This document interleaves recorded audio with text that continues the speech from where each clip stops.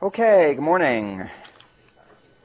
So today we're going to continue our exploration of multi-threaded algorithms. Last time we talked about some aspects of scheduling and a little bit about linguistics to describe a multi-threaded computation.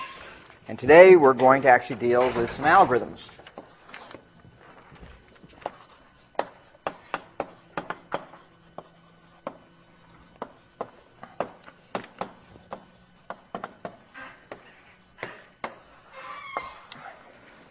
So we're going to start out with a really simple thing. Actually, what's fun about this actually is that everything I'm going to teach you today, I could have taught you in week 2. Okay, because basically it's just taking the divide and conquer hammer and just smashing problem after problem with it. Okay, and actually next week's lecture is on caching, also very similar. Okay, so everybody should bone up on their master theorem and substitution methods for recurrences and so forth, because that's what we're going to be doing. And of course, all this stuff will be on the final. So we'll start with matrix multiplication.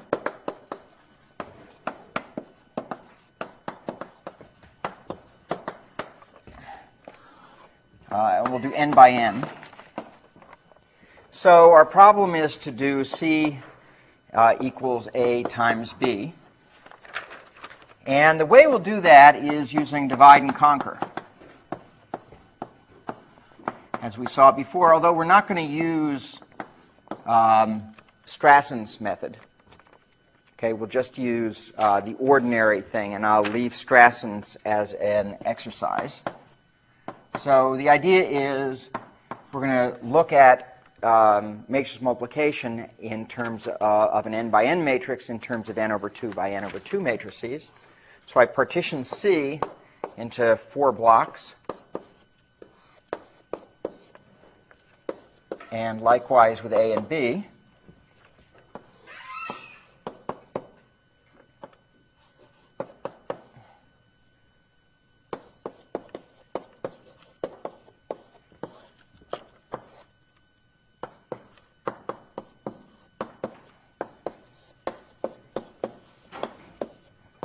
Okay, and we multiply those out, and that gives us the following. Make sure you get all my indices right.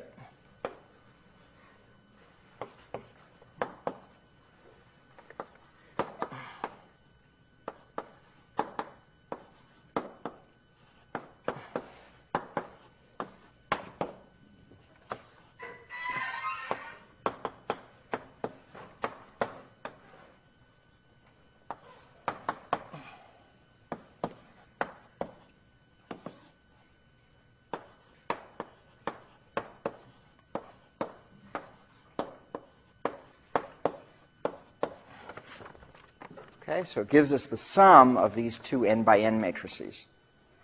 Okay, so for example, if I multiply the first row by the first column, I'm putting the first term, A11 times B11, in this matrix, and the second one, A12 times B21, gets placed here. So when I sum and so forth for the other entries, and when I sum them, I'm going to get my result. So we can write that out as a, let's see, not sure this is going to all fit on one board, but we'll see what we can do. Okay, so we can write that out as a multi-threaded program. So this, we're going to assume that n is an exact power of 2 for simplicity. And since we're going to have 2 matrices that we have to add, we're going to basically put one of them in our output C. That'll be the first one, and we're going to use a temporary matrix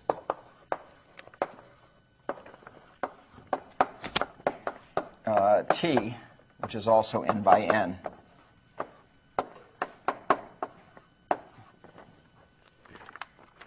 Okay, and the code looks something like this. Okay, if n equals 1, then C of 1 gets A of 1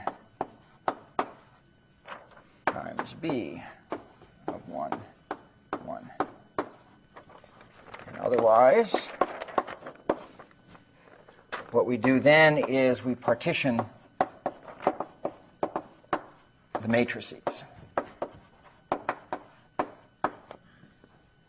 Okay, so we partition them into the blocks. So how long does it take me to partition a matrix into blocks if I'm clever in my programming?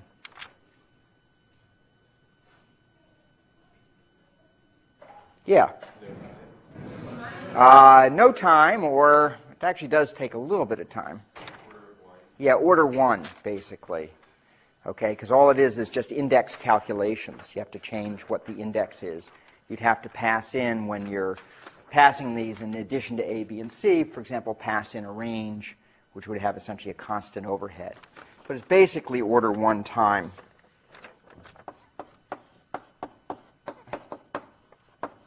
Basically order 1 time, okay, to partition the matrices, because all we're doing is index calculations.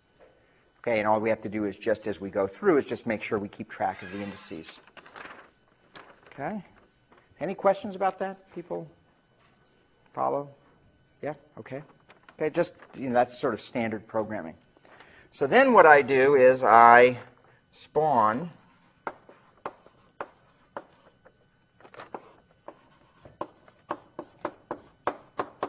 multiplication of, of the submatrices.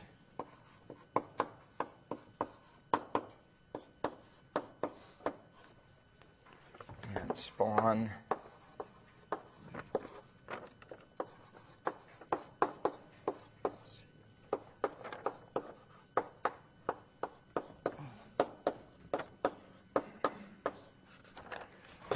continues C21 gets A21, B11, and over 2. And then C22 gets A21.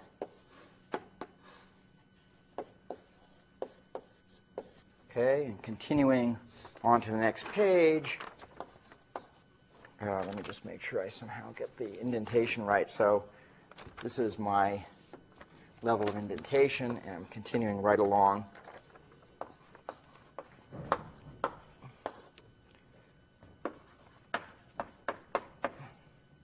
And now what I do is put the results in T.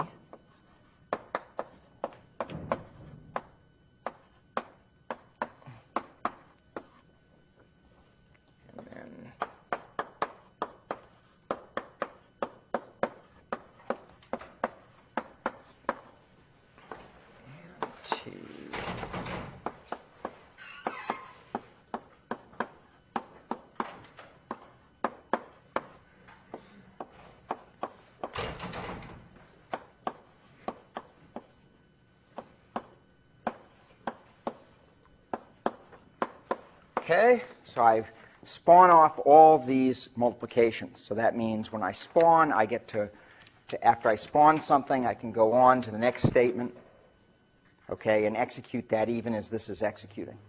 Okay, so that's our notion of multi-threaded programming. I spawn off these 8 things. What do I do next?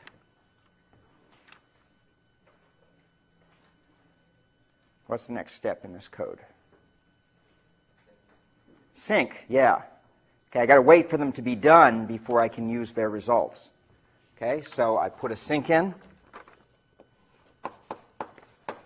saying wait for all those things I spawned off to be done. And then what?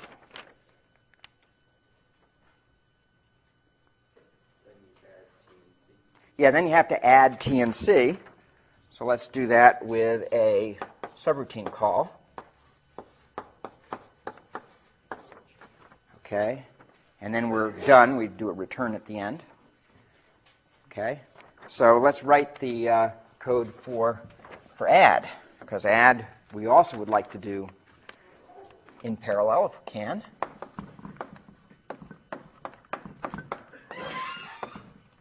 And what we're doing here is doing C gets C plus T. Okay, so we're going to add T into C. So we have some code here to do our base case and partitioning, because we're going to do it with divide and conquer, as before. And this one's actually a lot easier. We just spawn add of C11, T11, n over 2, C12, T12, n over 2, C21, T21, n over 2, C22, T22, n over 2, and then sync, and return the result. Okay, so all we're doing here is just dividing it into 4 pieces, spawning them off. That's it. Okay, wait till they're all done, then we return with the result. Okay, so any questions about how this code works? So remember that here we're going to have a scheduler underneath, which is scheduling this onto our processors, and we're going to have to worry about how well that scheduler is doing it. And from last time, we learned there were 2 important measures, okay, that can be used essentially to predict the performance on any number of processors. And what are those 2 measures? Yeah, T1 and T infinity, so that we had some names. T1 is the work, good, and T infinity is critical path length, good, okay? So you have the work and the critical path length. If we know the work and the critical path length, we can do things like say what the parallelism is of our program, and from that understand how many processors it makes sense to run this program on. Okay? So let's do that analysis. Okay, so let's let m sub p of n be the p processor execution time for our mult code, and a sub p of n be the same thing for our matrix addition code. So the first thing we're going to analyze is work. And what do we hope our answer to our work is? When we analyze work, what do we hope it's going to be?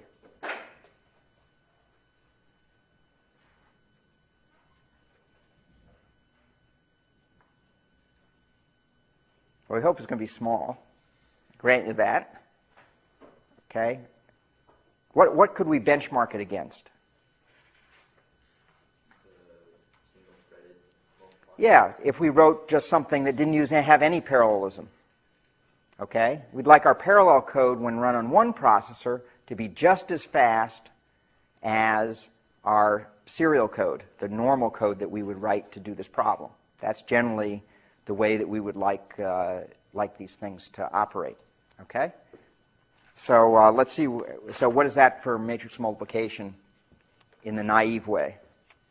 Yeah, it's n cubed. Of course, if we use Strassen's algorithm or one of the other faster algorithms, we can beat n cubed. But for this problem, we're just going to focus on n cubed, and I'll let you do the Strassen as an exercise. So let's analyze the work. Okay, since we have a subroutine for add that we're using in the multiply code, okay, we'll start by analyzing the add. So we have a1 of n, okay, is, well, can somebody give me a recurrence here?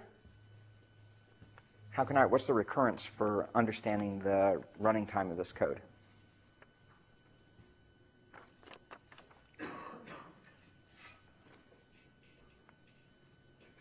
Okay, this is week 2? Is this is lecture 1, actually. This is like lecture 2, or at worst lecture 3. T equals 4 T of n. Well, a of 1 of n. A of 1 equals 4 A of 1 n over 2.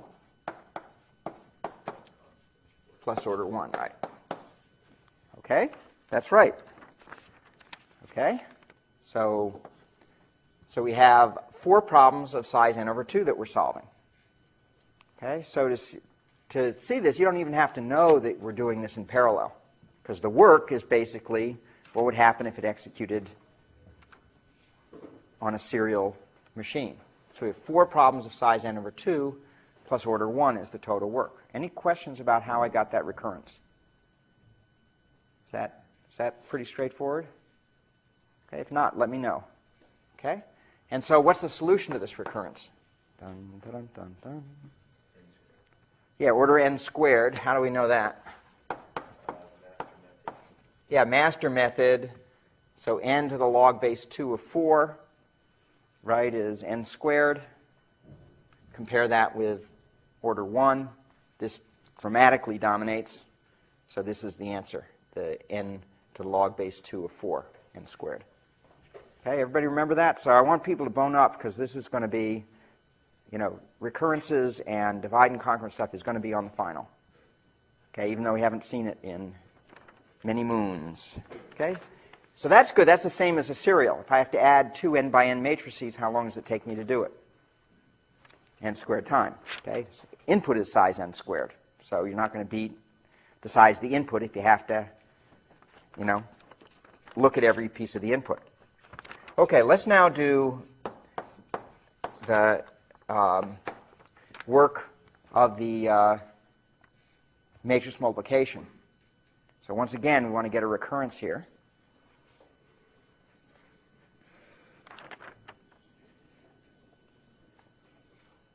So what's our recurrence here?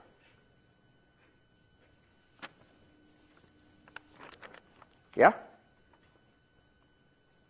4 and 1 n over 2. Not quite. 8, right. Good. Okay. 8 m1 n over 2 plus, yeah, there's theta n squared for the addition, and then there's extra theta 1 that we can absorb into the theta n squared. Isn't asymptotics great? Okay, it's just great. Okay. So, and so what's the solution to that one?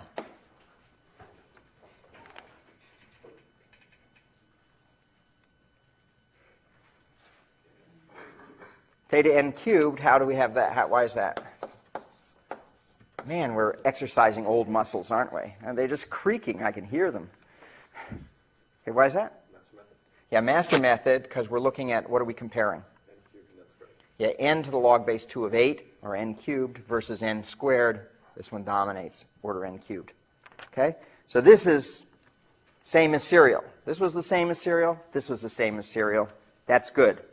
Okay, we know we have a program that on one processor will execute the same as a serial, as our serial code on which it's based. Namely, we could have done this if I had just gotten rid of all the spawns and sinks.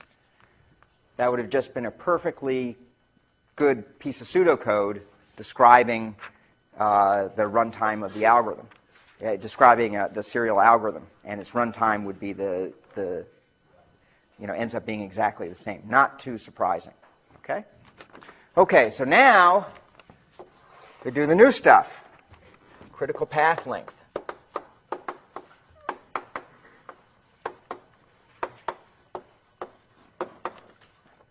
Okay? So here we have a infinity of n. Ooh. Okay, so we're going to add up the critical path of this code here. How do I figure out the critical path of a piece of code like that?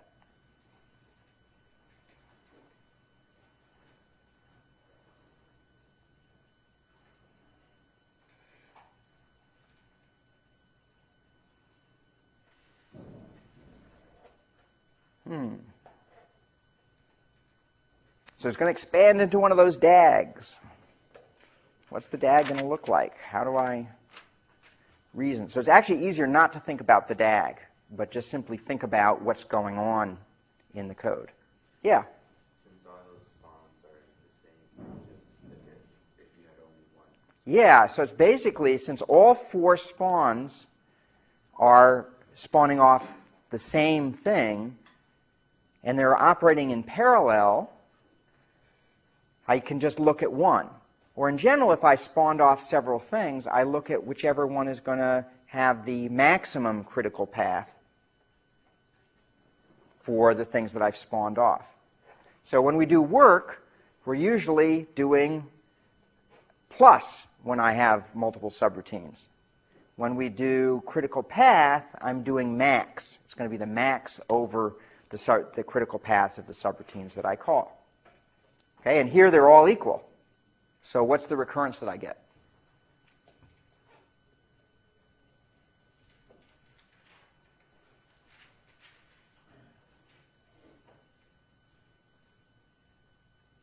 What's the recurrence I'm going to get out of this one? Yeah, a infinity n over 2 plus constant. Okay, because this is what the worst is of any of those 4, because they're all the same. They're all a problem looking at the critical path of something that's half the size, of a problem that's half the size. Okay, people with me? Okay, so what's the solution to this? Yeah, that's theta log n. That's just, once again, master theorem case 2. Because the solution to this is n to the log base 2 of 1, which is n to the 0. So we have, on this side, we have 1, and here we're comparing it with 1. They're the same, so therefore we tack on that extra log n. Okay, so tack on 1 log n. Okay, so case 2 of the master method. Pretty good. Okay, so that's pretty good because the critical path is pretty short. Log n compared to the work, n squared. Okay, so let's do then this one, which is a little bit more interesting, but not much harder. How about this one? What's the recurrence going to be? Critical path of the multiplication.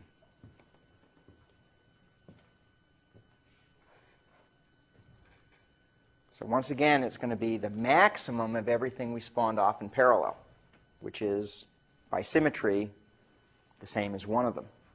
So what do I get here?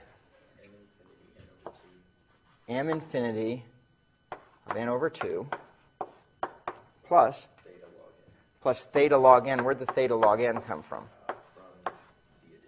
Yeah, from the addition. That's the critical path of the addition. Now, why isn't that the maximum of that with all the spawns? We said that when you spawn things off, you're going to do them. Yeah, you sync first. And sync says you wait for all those to be done, so you're only taking the maximum, and across syncs, you're adding. So you add across syncs, and across things that you've spawned off in parallel, that's where you're doing the max. Okay? But if you have a sync, it says, whoop, that's the end. You've got to wait for everything there to end. This isn't going on in parallel with it. This is going on after it. So whatever the critical path is here, okay, if I had an infinite number of processors, I'd still have to wait up at this point, and that would therefore make it so that the remaining execution here was whatever the critical, I would have to add whatever the critical path was to this one. Is that clear to everybody? Okay. So we get this recurrence, and that has solution what? Yeah, theta log squared n.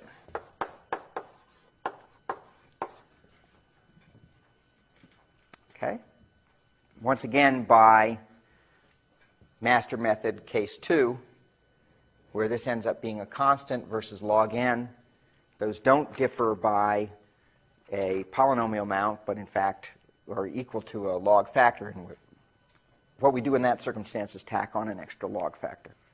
Okay, so as I say, good idea to review the master method.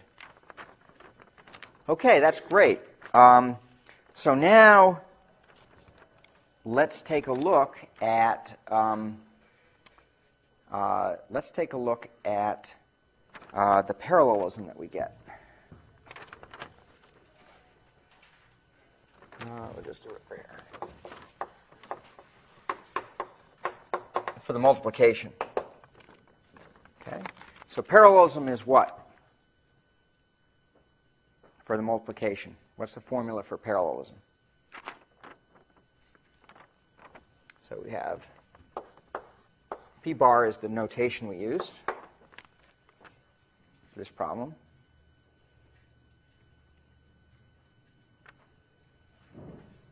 What's the parallelism going to be? What's the ratio I take?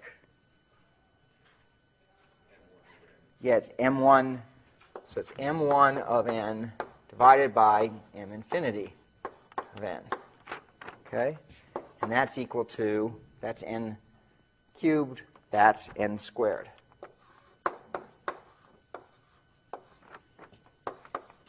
Or log n squared, sorry. Log squared n. Okay? So that says this is the parallelism. That says you could run up to this many processors and expect to be getting linear speed up. If I ran with more processors than the parallelism, I don't expect to be getting linear speed up anymore. Okay, because I'll hit the bound. What I expected to run in is just time proportional to the critical path length. And throwing more processors at the problem is not going to help me very much. Okay? So let's just look at this just to get a sense of what's going on here. Let's imagine that the constants are irrelevant, and we have, say, 1,000 by 1,000 matrices. Okay, so in that case, our parallelism is 1,000 cubed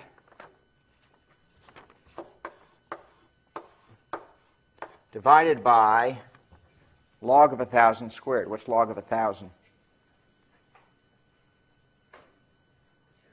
10, approximately, right?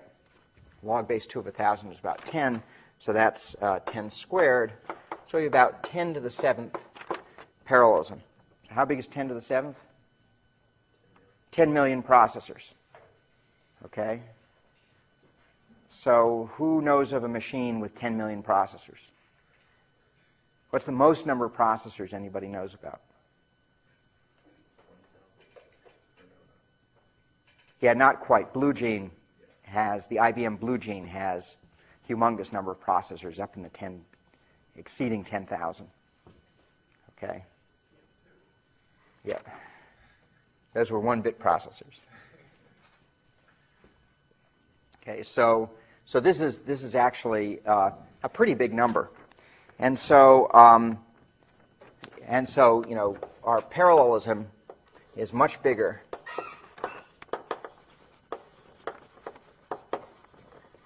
than a typical actual number of processors. So we would expect to be able to run this and get very good performance. Okay, because we're never going to be limited in this algorithm by performance. However, there are some tricks we can do. One of the things in this code is that we actually have some overhead that's not apparent because I haven't run this code with you, although I could, which is that we have this temporary matrix T. And we can, you know, if you look at the execution stack, we're always allocating T and getting rid of it, etc. And one of the things when you actually look at the performance of real code, which is now that you have your algorithmic background, you're ready to go and do that with some insight. Of course, you're interested in getting more than just asymptotic behavior. You're interested in getting real performance behavior on real things. So you do care about constants in that nature. Okay? And one of the things is having a large temporary variable, that turns out to be a lot of overhead. And in fact, it's often the case when you're looking at real code that if you can optimize for space, you also optimize for time. If you can run your code with smaller space, you can actually run it with smaller time. It tends to be a constant factor advantage, but those constants can add up and can make a difference in whether somebody else's code is faster or your code is faster, okay, once you have your basic algorithm. So the idea is to, in this case, we're going to get rid of it by trading parallelism, because we got oodles of parallelism here, for space efficiency.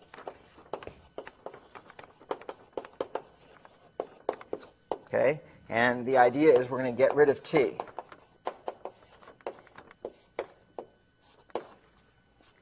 Okay, so let's throw this up.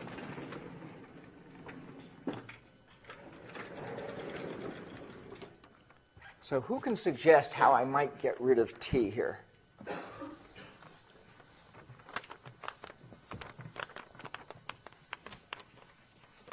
Get rid of this temporary matrix.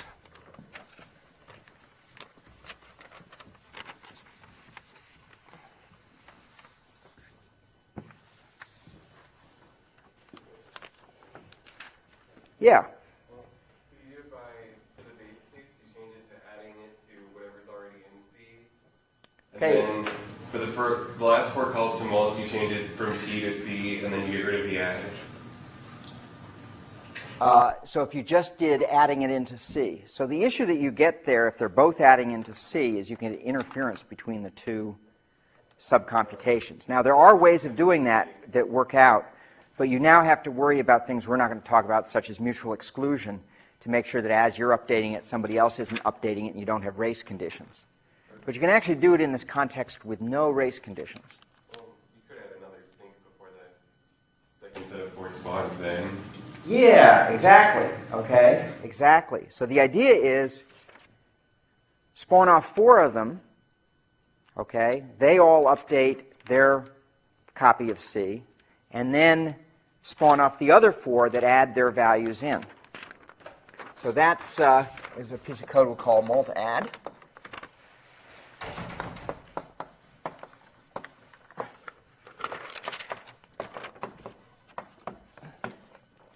And it's actually going to do C gets C plus A times B. Okay, so it's actually going to add it in. So initially you'd have to zero out C, but we can do that with code very similar to the addition code in with order n squared work and order log n critical path. So that's not going to be a big part of what we have to deal with. Okay. So here's the code. We basically, once again, do the base and partition, which I'm not going to write out the code for. And then we spawn a mult add of C11, A11, B11, and over 2. And we do a few more of those down to the fourth one.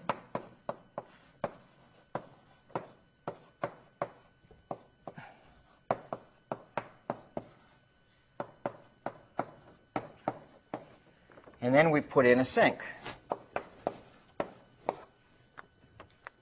And then we do the other four.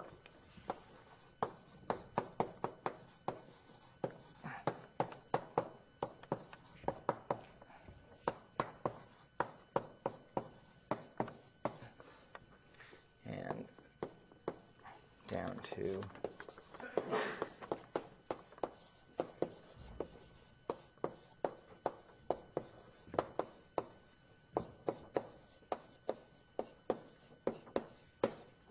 and then sync when we're done with that.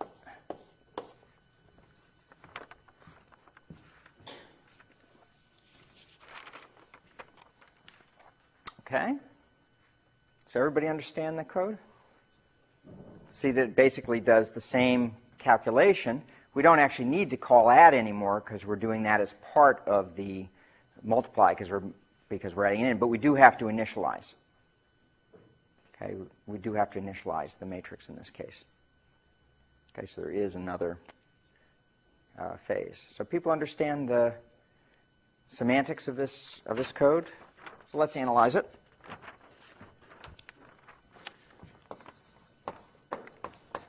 Okay, so what's the work of multiply add of n?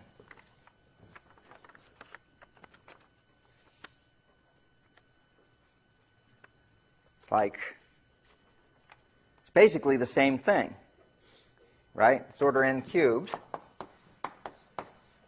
because the serial code is almost the same as the serial code up there. Okay, not quite. Okay, but you get essentially the same recurrence, except you don't even have the add. You just get the same recurrence, but with order 1 here. Whoops, order 1 up here.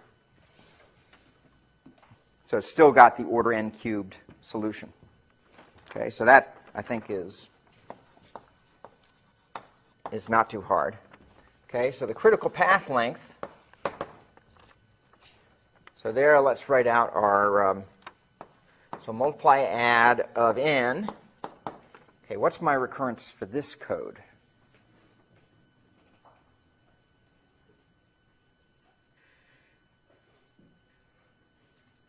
You have 2 because you have to wait for it. Yeah, so 2 m infinity n over 2.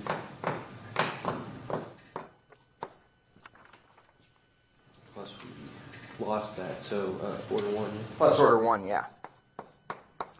Okay, so the point is that we're going to have, for the critical path, we're going to spawn these 4 off, and so I take the maximum of whatever those is, which since they're symmetric is any one of them. Okay, and then I have to wait, and then I do it again. So that sync, once again, translates into, in the analysis, it translates into a plus of the critical path. Whereas the things I spawn off in parallel, I do the max. Okay? So people see that? So I get this recurrence, 2ma of n over 2 plus order n, and so for order 1, and what's the solution of that? Yeah, that's order n. Okay? So because n to the log base 2 of 2 is n, and that's bigger than 1, so we get order n. Okay? So the parallelism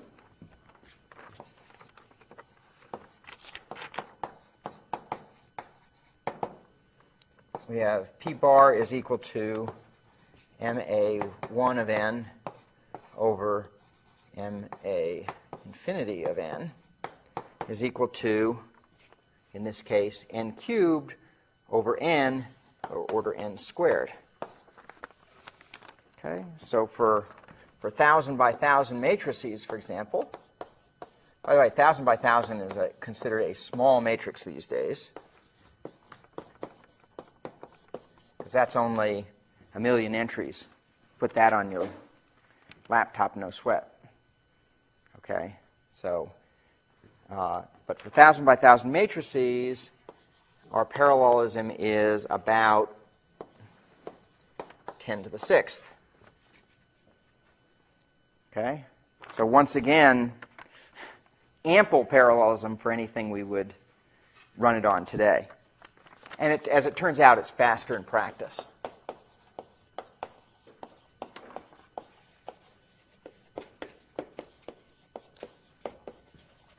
Because we have less space.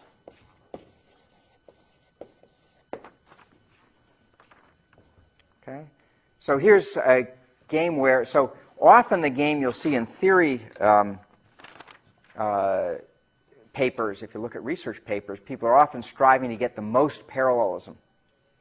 And that's a good game to play. Okay, but it's not necessarily the only game. Particularly if you have a lot of parallelism, one of the things that's very easy to do is to retreat on the parallelism and gain other aspects that you may want in your code. Okay, and so this is a good example of that. In fact, and this is an exercise, you can actually achieve work n cubed, order n cubed work, and a critical path of log n. So even better than either of these two algorithms in terms of parallelism. Okay, so that gives you n cubed over log n parallelism. So that's an exercise. And then the other exercise that I mentioned that's good to do is parallel Strassen. Okay, doing the same thing with Strassen and analyze what's the work and critical path and parallelism of the Strassen code. Okay? Any questions about matrix multiplication? Yeah. You mentioned initialization for alternate. Yeah, so that would add a log n to the critical path, which is nothing compared to the n. What are you doing exactly? Excuse me? What is initialization? Well, you've got to make sure c is 0 to begin with. Oh, right. Okay, so just you have to set all the entries to 0, and so that will take you n squared work, which is nothing compared to the n cubed work you're doing here, and it'll cost you log n additional to the critical path, which is nothing compared to the order n that you're spending. Okay, good. Any other questions about matrix multiplication? Okay, as I say, this is all like goes back to week 2 or something in the class. Do you have a comment? Is there an easy measure under which the first algorithm has more space than the second algorithm? Can you quantify that? Yes, you can. Okay. Yes, you can. It's actually kind of interesting to look at that. Actually, we can talk later. Okay, we'll write a research paper after the class is over. Okay, because there's actually some interesting open questions there. Okay. Let's move on to something that you thought you had gotten rid of weeks ago, and that would be the topic of sorting. Back to sorting. Okay, so we want to parallel sort now. Okay, hugely important problem. So let's take a look at, so if I think about algorithms for sorting that sound easy to parallelize, which ones kind of sound easy to parallelize? Quicksort, yep, that's a good one. Yep, quicksort is pretty good one to parallelize and analyze. But remember, quicksort has a little bit more complicated analysis than some other sorts. What's another one that looks like it should be pretty easy to parallelize? Merge sort, okay. Like, when did we teach merge sort? Day 1. Okay, so we'll do merge sort, okay, because it's just a little bit easier to analyze. Okay, we could do the same thing for quicksort. So here's merge sort. Okay, and it's going to sort A of P up to R. So if P is less than R, then we get the middle element, and then we'll spawn off, since we have to, as you recall, when you merge sort, you first recursively sort the two subarrays. There's no reason not to do those in parallel. Let's just do them in parallel. Let's spawn off merge sort of A, P, Q. And spawn off then merge sort of A, Q plus 1, R.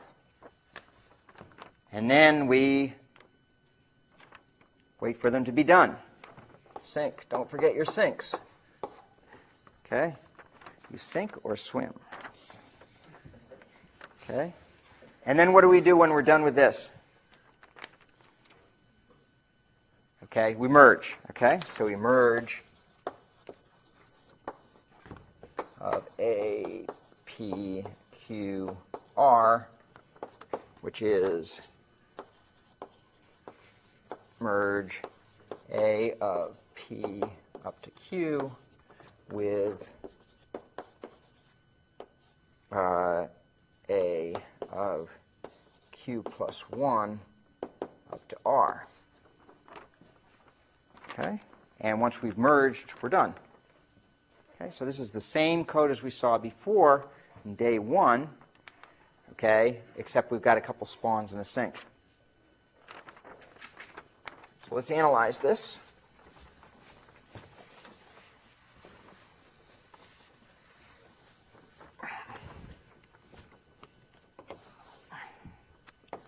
So the work, let's call it T1 of n, is, what's the recurrence for this?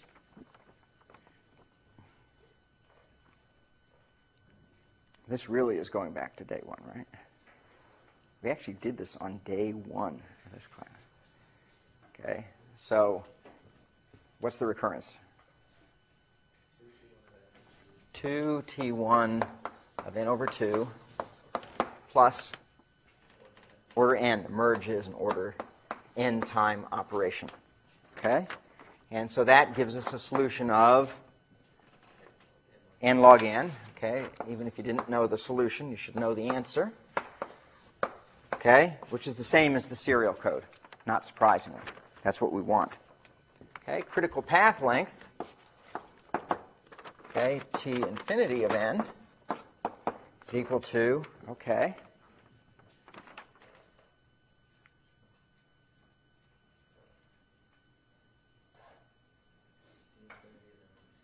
t infinity of n over 2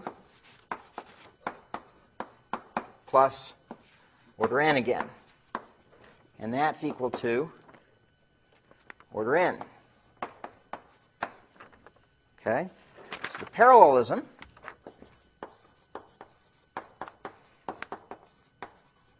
is then p bar equals t1 of n over t infinity of n is equal to theta of log n. Okay. Is that a lot of parallelism? No, that's what we have a technical name for that. We call it puny. Okay. That's puny parallelism. Log n. Now, so this is actually probably a decent algorithm for some of the small-scale processors, especially the multi-core processors that are coming on the market, and some of the smaller SMP, symmetric multiprocessors that are available. You know, they have 4 or 8 processors or something. Might be okay. There's not a lot of parallelism. Okay, it's you know, for a million elements, log n is about 20. Okay, so, and then there's constant overheads, etc. This is not very much parallelism at all. Question? How would you expect to do better? It's one of your critical path always be at least omega n. Yeah. So how can we do better? I mean, it's like, man, that merge, right, takes order n. If I want to do better, what should I do? Yeah? Sort in place, but for example, if you do quicksort and partition, you still have a linear time partition. So you're going to be very much in the same situation. So what can I do here? Parallel merge. Okay, let's make merge go in parallel. That's where all the critical path is. Let's figure out a way of building a merge program that has a very short critical path. Okay? You have to parallelize the merge.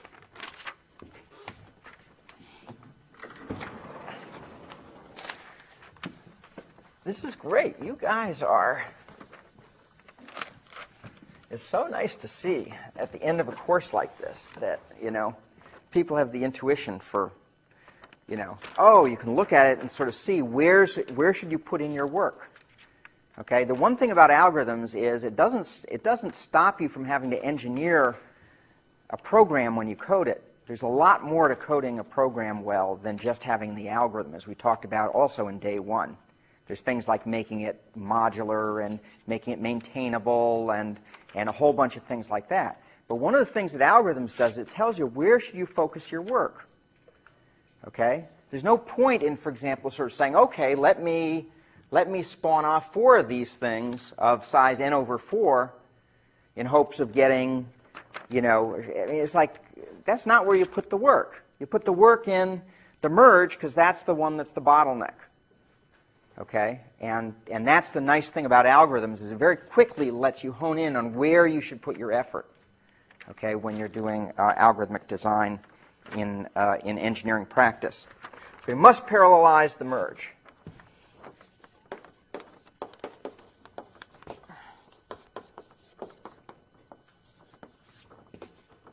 The merge routine. So here's the basic idea we're going to use. So in general, when we merge, when we do our recursive merge, we're going to have 2 arrays. Let's call them A and B. I call them A there. Probably shouldn't have used A. I probably should have called them something else, but that's what my notes have, so we're going to stick to it. Let me give a little bit more space there. Let's see what's going on. We have 2 arrays. I'll call them A and B. Okay. And what we're going to do, these are going to be already sorted. And our job is going to be to merge them together. So what I'll do is I'll take the middle element of A. So this, let's say, goes from 1 to L. And this goes from 1 to M. Okay? I'll take the middle element, the element at L over 2, say. And what I'll do is use binary search to figure out where does it go in the array B. Where does this element go? And it goes to some point here where we have J here and J plus 1 here. So we know, since this is sorted, that all these things are less than or equal to A of L over 2. And all these things are greater than or equal to A of L over 2. And similarly, since that element falls here, all these are less than or equal to A of L over 2. And all these are going to be less than or greater than or equal to.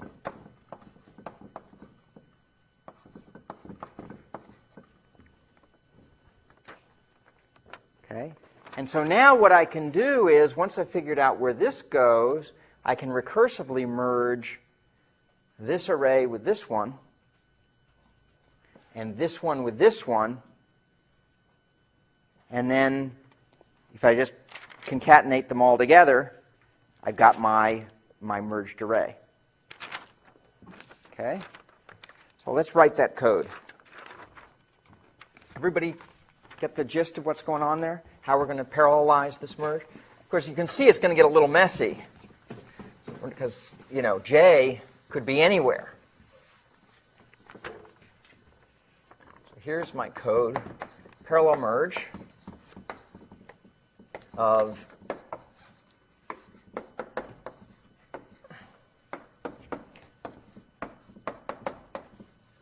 and we're going to put it in C of 1 to n. So I'm going to have n elements. So this is doing merge A and B into C, and n is equal to L plus m. Okay, so we're going to take 2 arrays and merge it into the 3rd array. Okay? So let's see.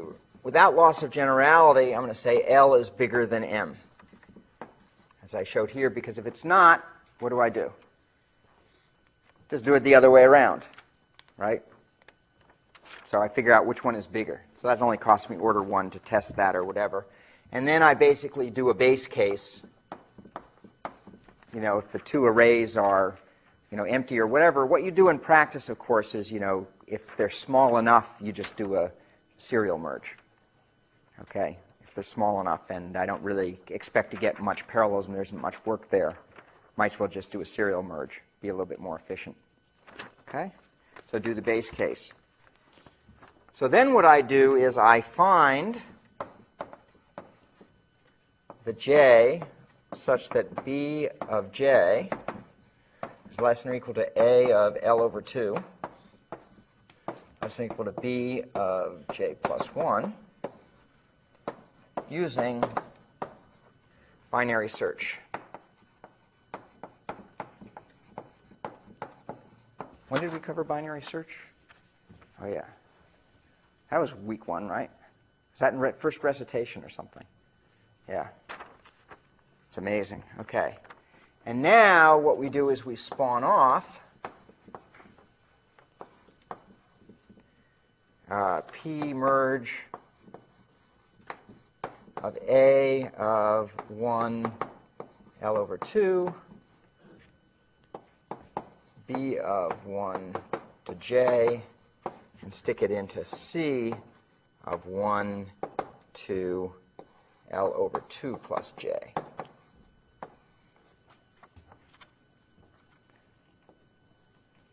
Okay. And similarly now we can spawn off a merge of A of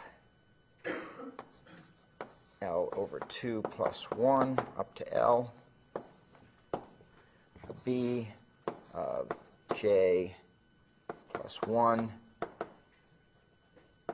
up to M, and a C of L over 2 plus J plus 1 up to N. And then I sync.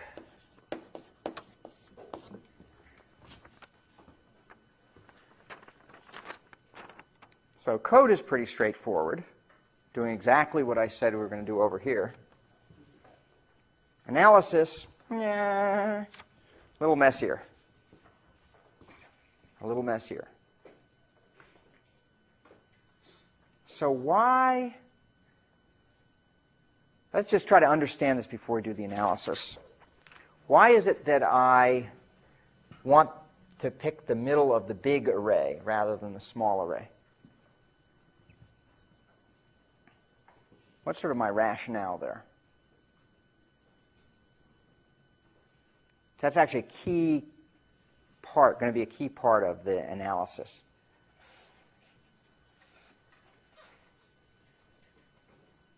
Yeah.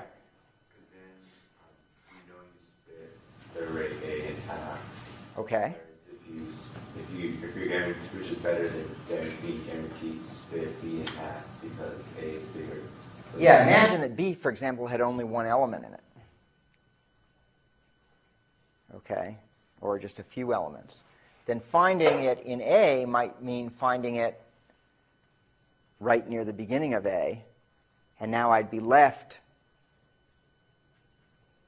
with subproblems that were very big. Whereas here, as you're pointing out, if I start here, if my total number of elements is n, what's the smallest that one of these recursions could be? N over 4 is the smallest it could be. Okay? Okay, because I would have at least a quarter of the total number of elements to the left here or to the right here.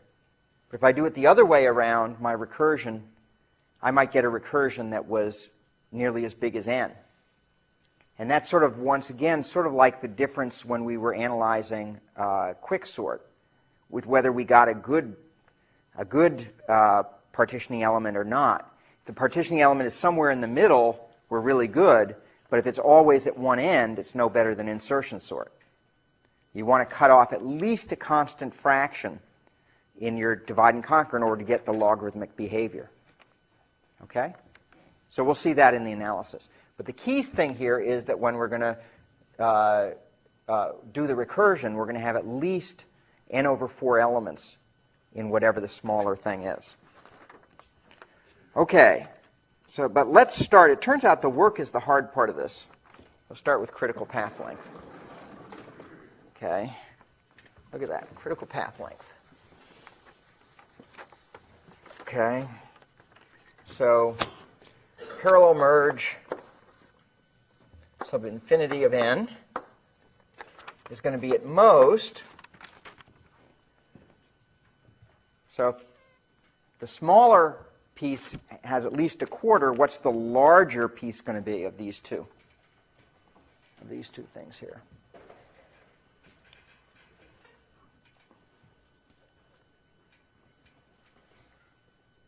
So we have two problems we're spawning off. Now it's a little bit, now we really have to do max because they're not symmetric. Which one's going to be worse?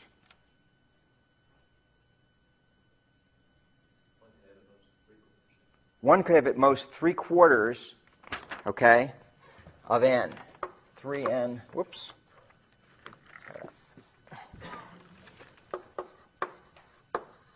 Of 3n over 4 plus,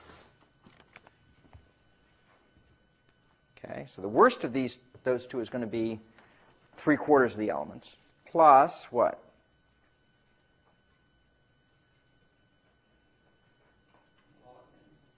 Plus log n. What's the log n? The binary search. Okay, and that gives me a solution of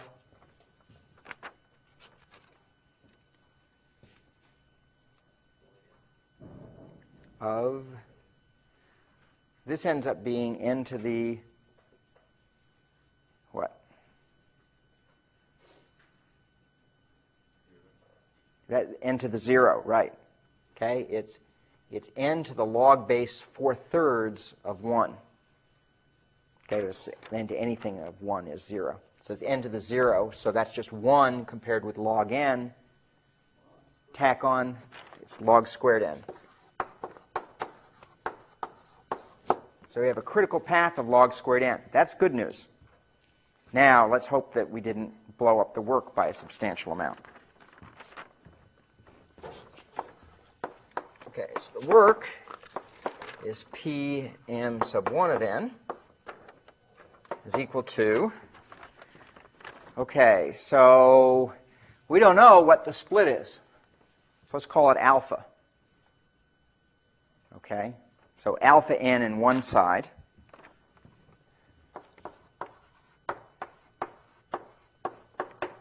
And then the work on the other side will be P sub m of 1 of 1 minus alpha n. Plus, and then still order log n for the binary search. Okay, where, as we've said, alpha is going to fall between 1/4 and 3/4.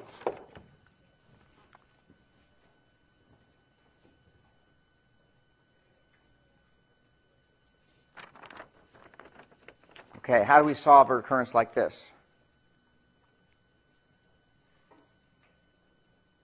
What's the technical name for this kind of recurrence? Hairy. It's a hairy recurrence. How do we solve hairy recurrences? Substitution. Okay, good. Substitution.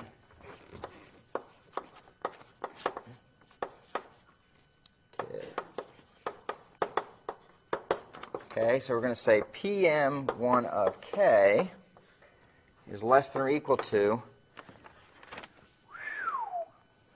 okay, I'm going to make a good guess here, okay, because I fooled around with it.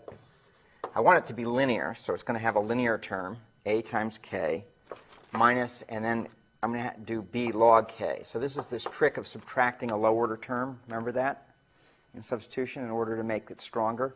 If I just did ak, it's not going to work, because here I would get n, and then when I did the substitution, I'm going to get alpha, I get a alpha n, and then a 1 minus alpha n, and those two together are already going to add up to everything here. So there's no way I'm going to get it bounded when I add this term in. So I need to subtract something from both of these so as to absorb this term. Okay? So I'm skipping over those steps, okay, because we did those steps in lecture 2 or something, right? Okay, so that's the thing I'm going to guess where A and B are greater than 0. Okay, so let's do the substitution.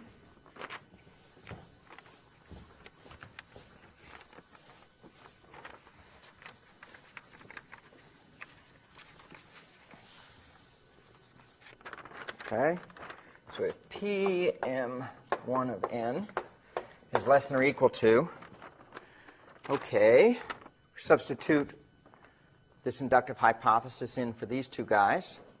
So we get A alpha n minus B log of alpha n plus A of 1 minus alpha n minus B log of 1 minus alpha, need another parenthesis there, 1 minus alpha n. Didn't even leave myself enough space here. Plus, let me just move this over so I don't end up using too much space. So B log of 1 minus alpha n plus theta of log n. How's that? We okay on that? Okay, so that's just substitution. Let's do a little algebra. That's equal to A times alpha n, A times 1 minus alpha n. That's just A n. Okay, minus, well, the B isn't quite so simple. Okay, so I have a B term. Now I got a whole bunch of stuff there. I get log of alpha n. I have then this log of 1 minus alpha n. Okay. That's alpha n. And then plus theta log n. Did I do that right? Does that look okay? Okay. So look at that. Okay. So now let's just multiply some of this stuff out. So I have an minus b times, well, log of alpha n is just log alpha plus log n. And then I have plus log of 1 minus alpha plus log n. Okay, plus theta log n. That's just more algebra. Okay, using our rules for logs. Now let me express this as my solution minus my desired solution minus a residual. An minus b log n. Okay, minus. Okay, and now so that was one of these b log n's, right? Is here. And the other one's going to end up in here. I have b times log n plus log of alpha times 1 minus alpha minus, whoops, I've got too many. Do I have the right number of closes? Log of alpha 1 minus alpha, close that, that's good, minus theta log n.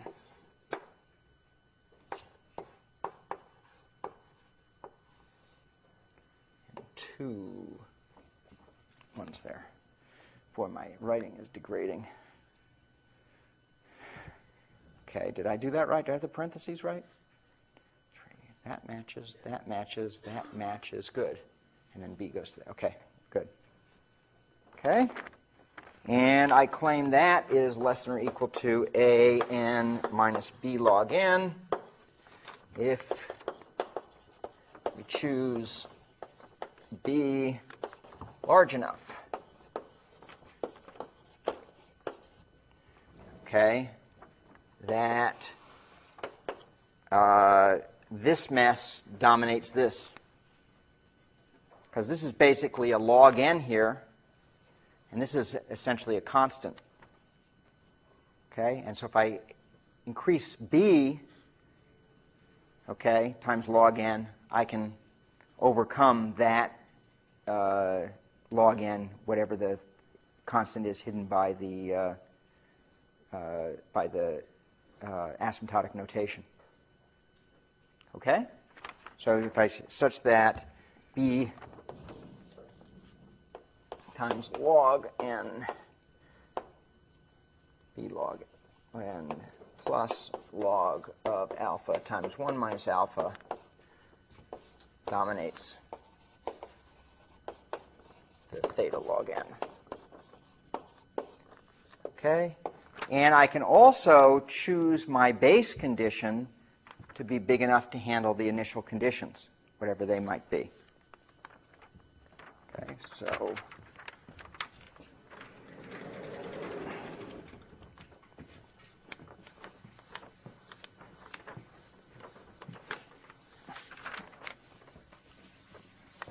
we'll choose A big enough.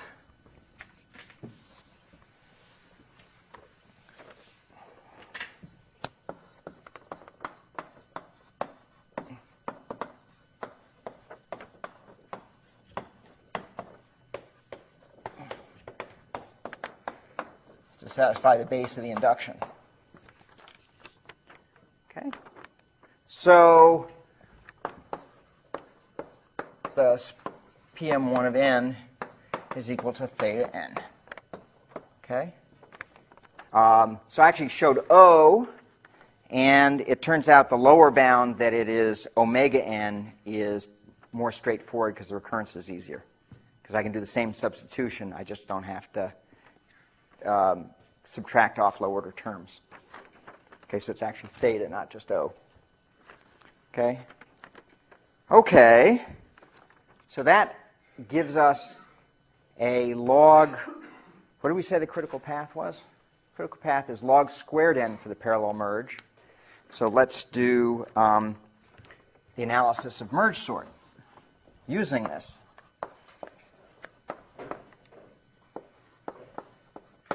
So the work is, we know already, is T1 of n is theta of n log n, because our work that we just analyzed was order n, same as for the serial algorithm. Okay? The critical path length now is T infinity of n is equal to, okay, so in normal merge sort, we have a problem of half the size, T of n over 2, plus now my critical path for merging is not order n as it was before. Instead, it's just over there.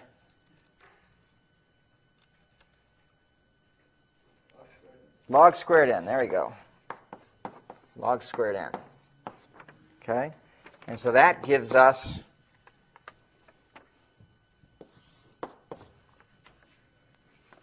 theta of log cubed n. Okay? So our parallelism is then theta of n over log cubed n.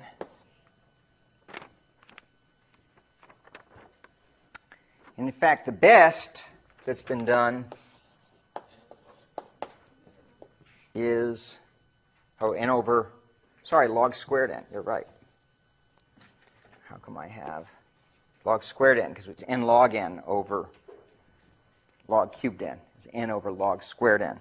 Okay? And the best, so now I wonder if I have a typo here.